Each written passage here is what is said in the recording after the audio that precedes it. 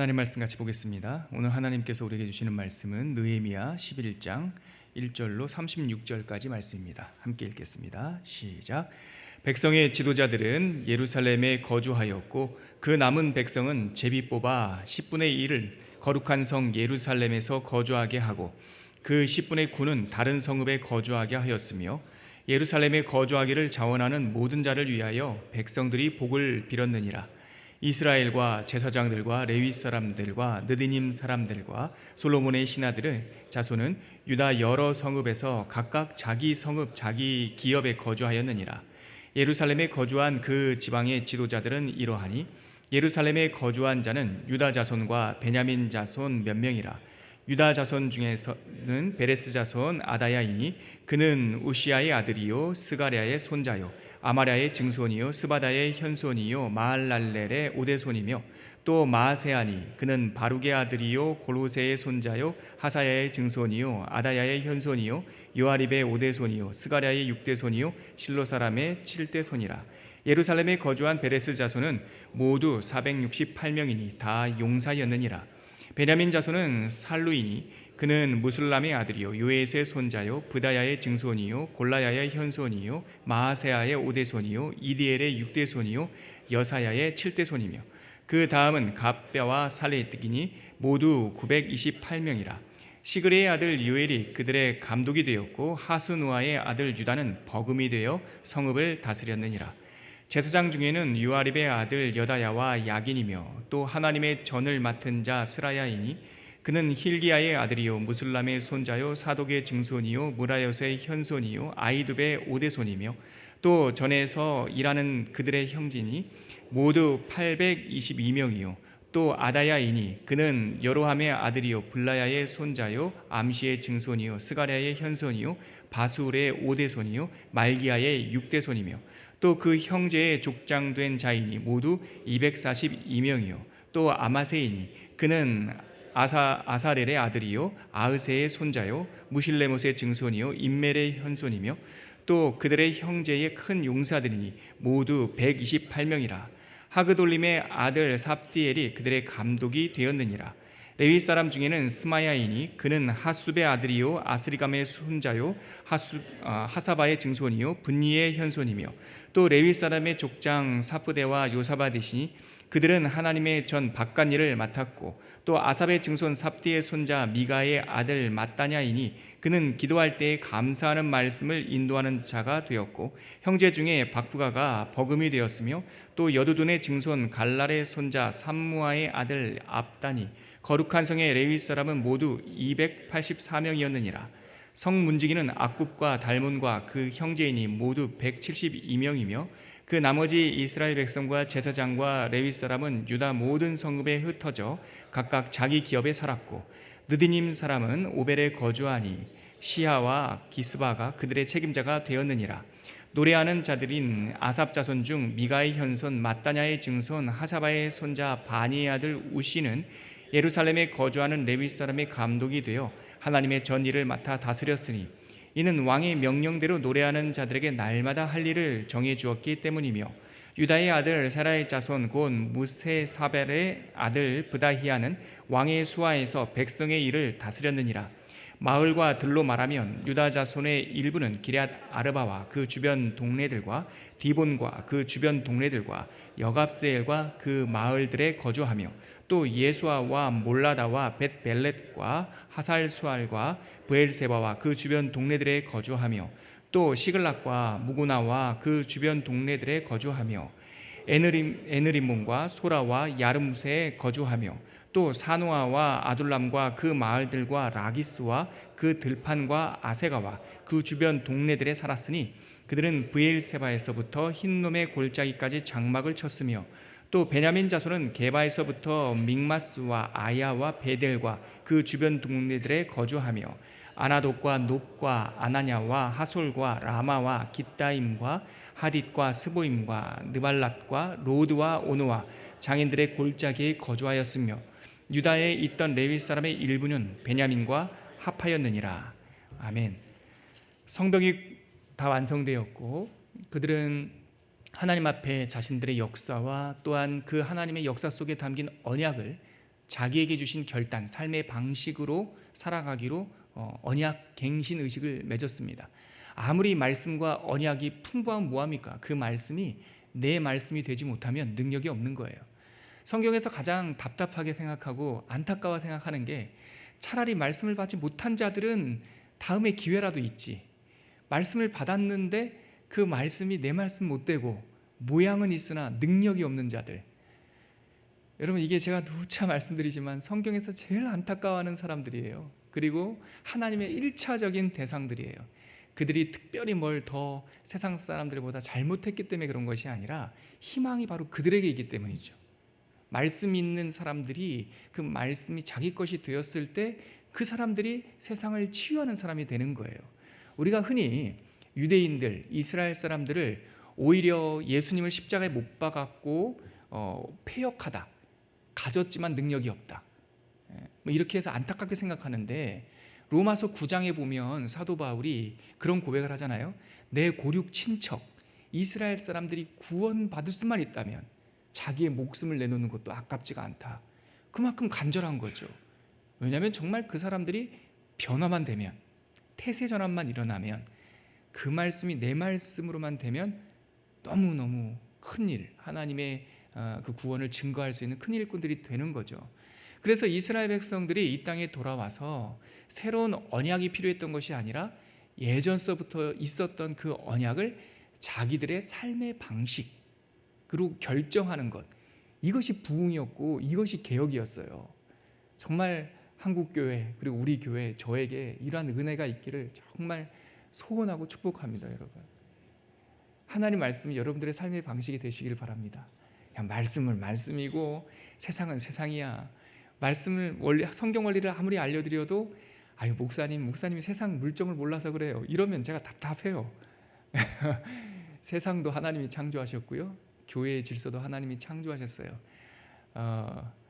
저도 뭐 오랜 시간은 아니지만 31살까지 사회생활을 했는데요, 똑같더라고요. 똑같아요. 그리고 말씀을 연구하고 묵상하면서 이 속에 담긴 하나님의 그 삶의 이치라는 게 정말 세상 사람들은 모르는 삶의 깊은 곳까지 통달하는 지혜가 담겨 있습니다. 그래서 이스라엘 사람들이 그 말씀을 자신들의 방식으로, 삶의 방식으로 결정했죠. 그게 언약 갱신 의식이었어요. 별거 없었죠. 어제 보니까 통혼하지 않겠다, 세상의 법칙과, 세상의 타락된 법칙과 하나님의 법칙이 섞이지 않겠다, 하나님께서 가장 경계하셨던 겁니다. 그래서 이해 못할까 봐 밭에 두 종자를 심지 마라, 레위기에 보면 두 종자를 심지 마라, 또 두 가지 그 집조물을 가지고 천을 짜지 마라. 이것이 농업이라든가 집조 기술에 대한 문제가 아니에요. 그건 하나의 그림 언어예요.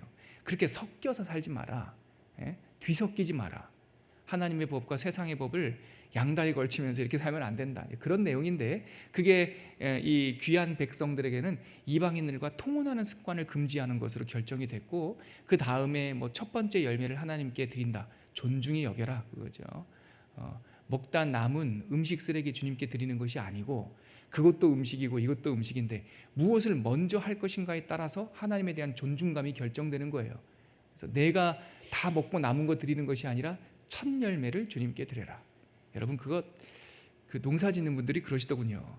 첫 열매는 실상 맛이 없답니다. 다 안 찼대요. 그런데 맛이 있고 극상품을 드린다라는 태도가 아니라 첫 번째 것을 주님께 드린다는 거죠. 그리고 11조를 떼겠다. 이것은 더불어 사는 하나님의 법칙, 그 땅의 생존 방식이었어요.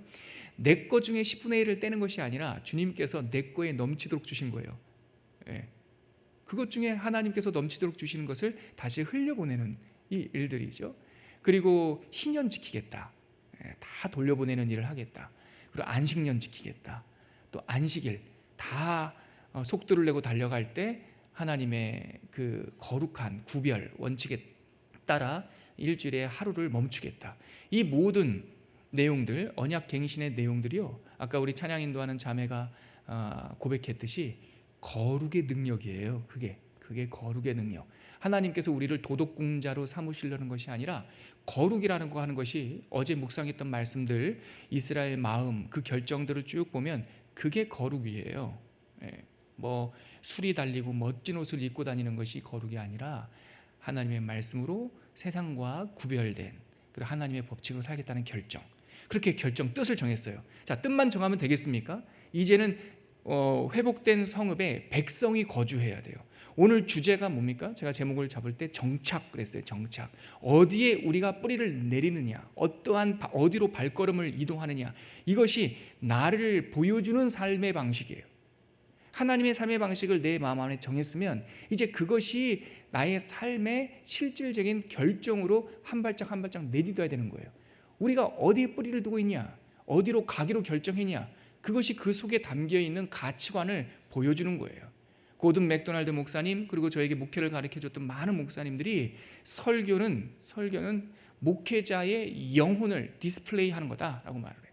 목회자가 무슨 말을 하느냐, 어떻게 사느냐, 어떤 결정을 내리느냐, 사소한 것 같지만 컵을 하나 사는 것, 강대상을 놓는 것, 마이크를 사는 것, 우리가 어떤 절기를 지키고 성찬식을 어떻게 하게 될지, 그 모든 것들이 사실은 우리 속에 뭐가 들어있는지를 보여주는 거예요. 그래서 저는요, 사실 말에 그렇게 집중하지 않습니다.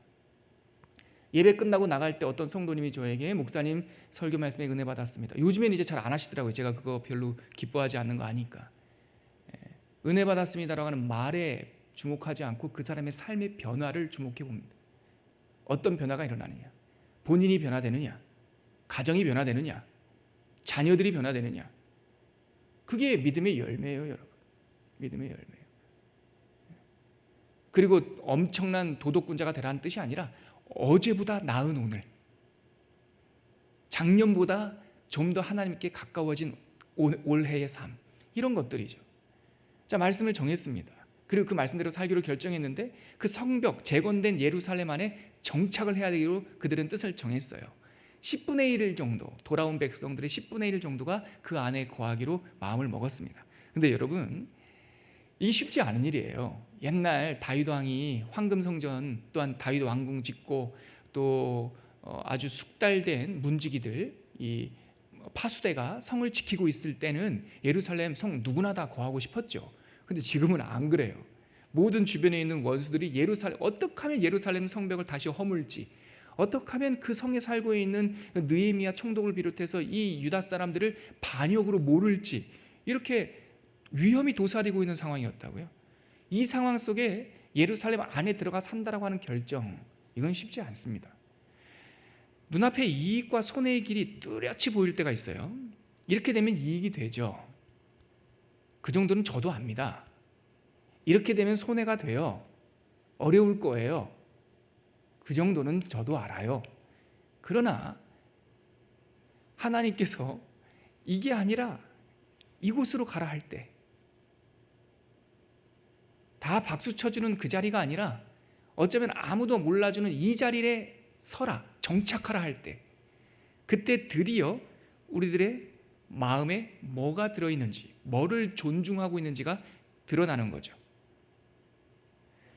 이 순간 10분의 1이 정착하겠다고 하는 순간 제일 먼저 백성의 지도자들이라고 하는 것은 많이 배운 사람들이 아니라 우리가 공유하고 있는 이 가치, 우리 교회라고 한다면 하나님에 대한 믿음, 하나님의 말씀에 대한 그 선명한 기준, 그것을 누구보다도 솔선수범하는 사람들이 지도자예요.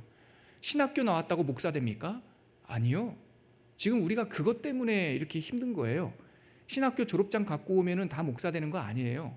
하나님의 말씀을 누구보다도 존중하고 그 말씀대로 살려고 결단하는 사람들이 권위 있는 지도자들이 되어야 하는 거예요. 교회 오래 다녔다고 장로되고 권사되는 게 아니라 예수님 잘 믿는 분들이 권사되고 장로돼야 되는 거예요. 교회가 문제였던 적은 없어요. 교회 장로님들이 문제였던 적은 없다고요. 목사들이 문제였던 적은 없어요. 이것은 하나님께서 정하신 교회 질서여서 한 번도 이것이 침탈당한 적은 없어요. 근데 뭐가 문제인 줄 아십니까? 교회 아닌 데가 자꾸 교회라고 그래요. 간판 달아놓고. 그 안에는 세상의 이치, 이단적인 성경에서 벗어난 이치가 가득 찼는데 하나님의 교회라고 막 명찰을 달아놔요. 이단이에요, 이단.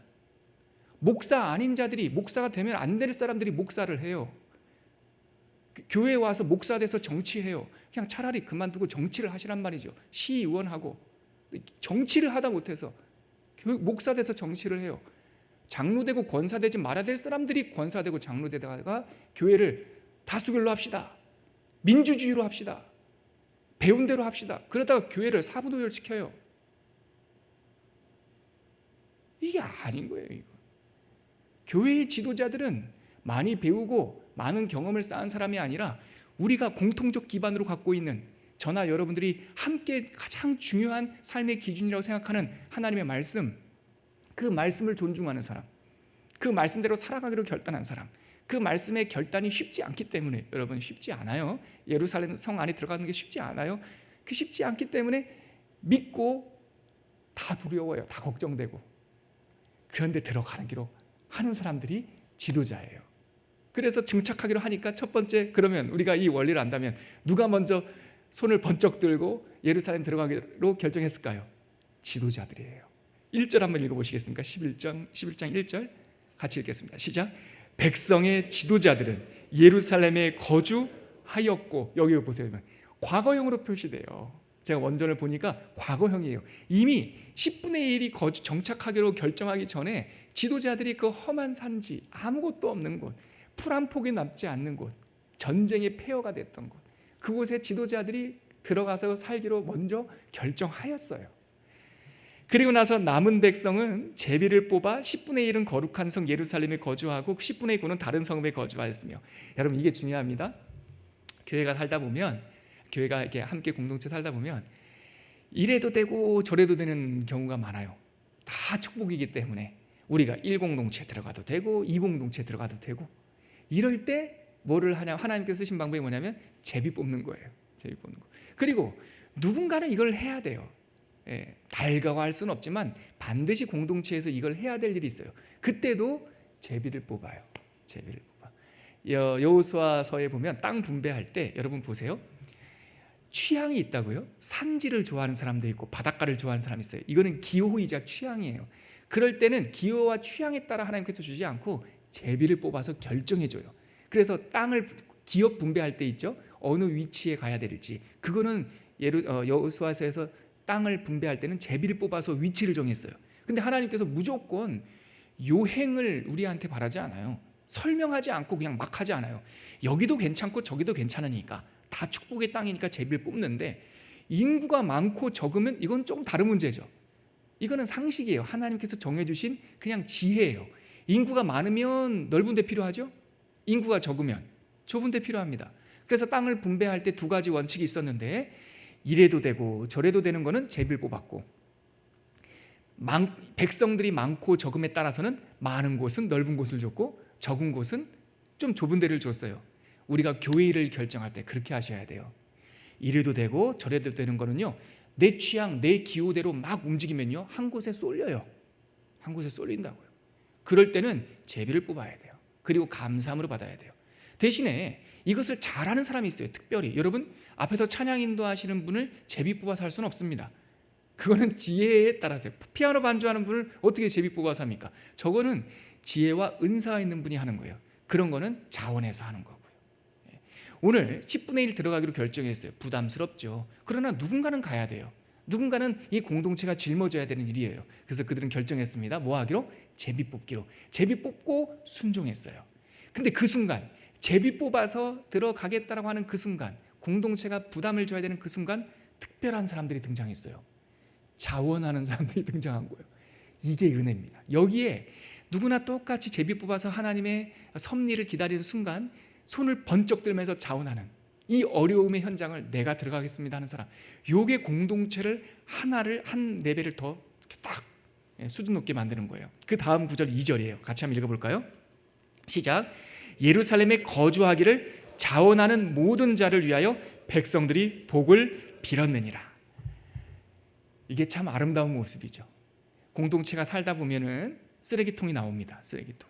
그래서 쓰레기가 우리가 성도님들이 분리수거도 참 잘하고 이렇게 눈에 보이는 거 있으면 이렇게 먼저 솔선수범해서 청소하시는데, 여러분들이 다 저녁 예배 마치고 귀가를 하면 그 여러분들이 각 통마다 분리수거해 놓은 쓰레기들을 다시 한 곳에 모아야 될 사람들이 필요합니다.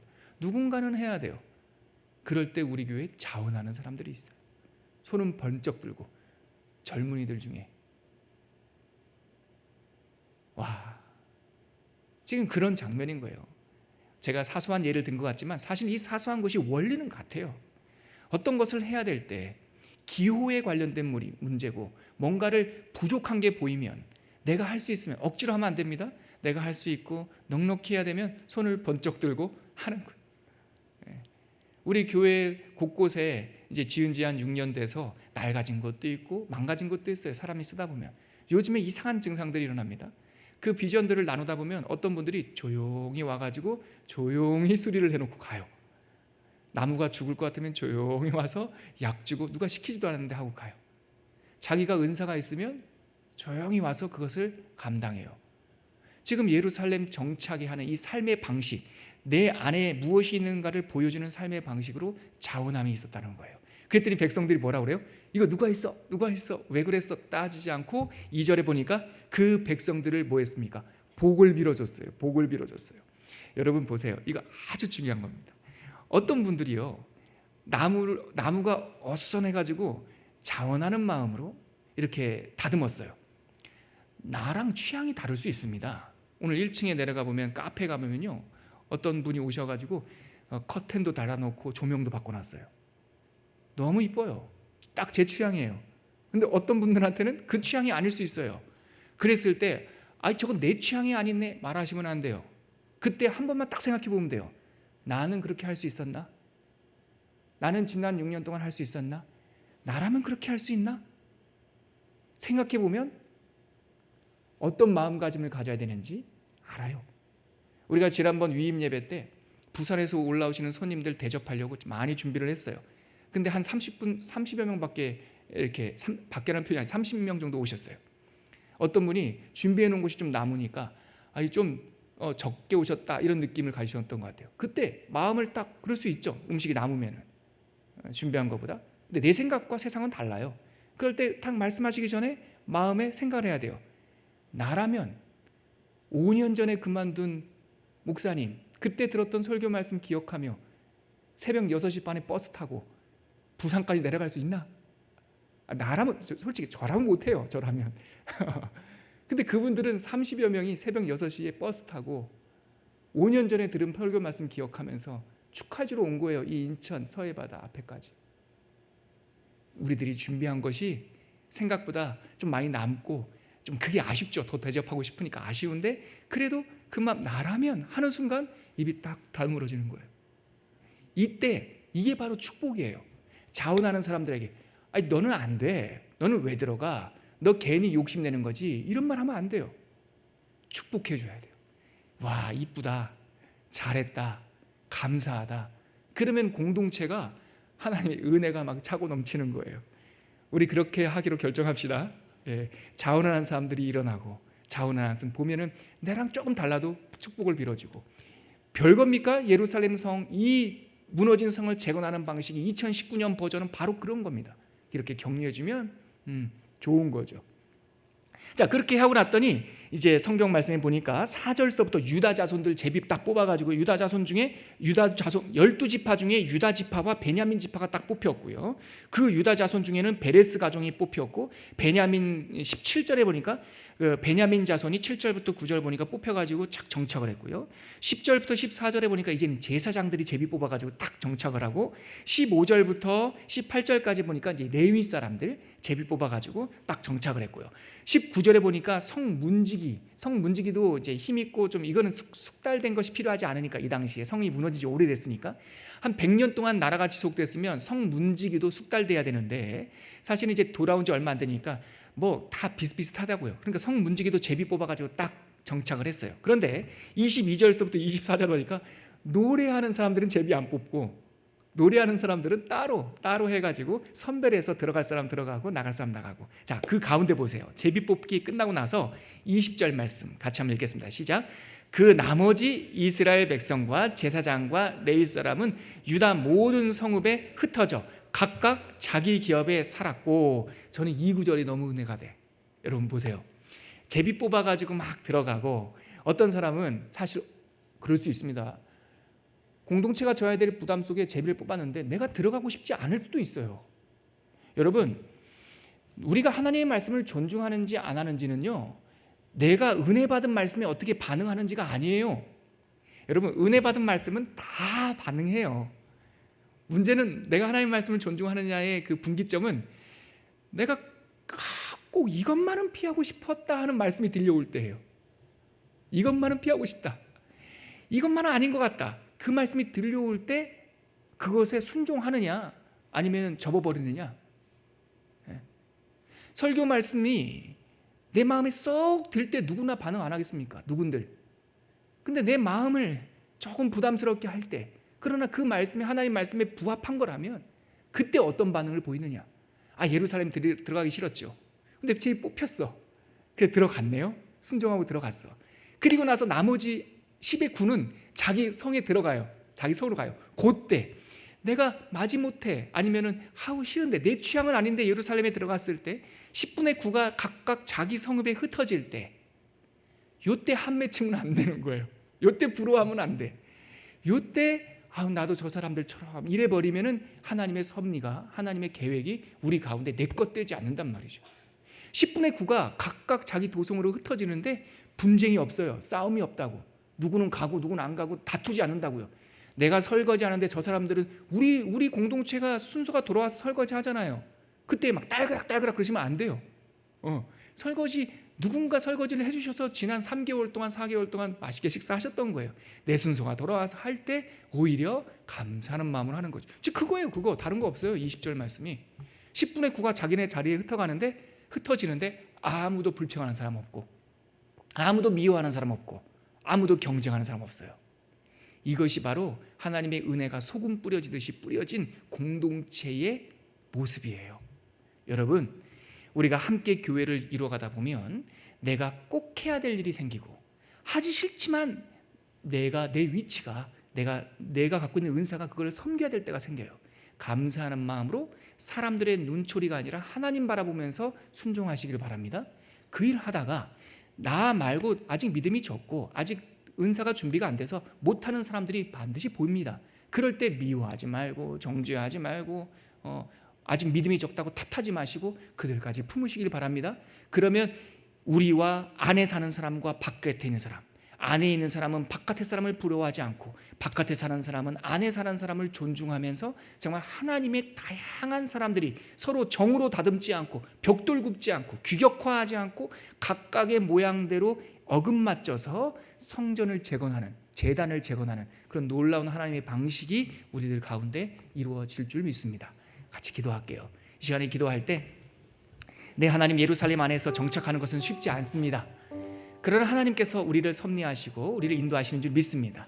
제비 뽑아 만약에 그것이 나의 사명으로 하나님께서 말씀하신다면 순종하는 마음 주게 하여 주시고, 우리들 가운데 경쟁이나 다툼이나 시기와 질투가 없게 하시며 모든 사람들이 한 마음으로 한 교회로 지어지게 하여 주시옵소서. 이렇게 한번 기도하겠습니다.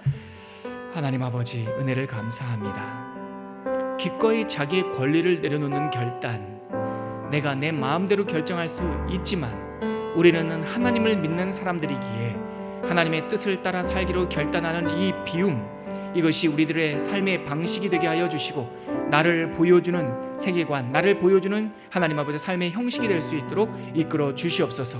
은혜 내려 주시옵소서. 함께하여 주시옵소서. 앉아 주시옵소서.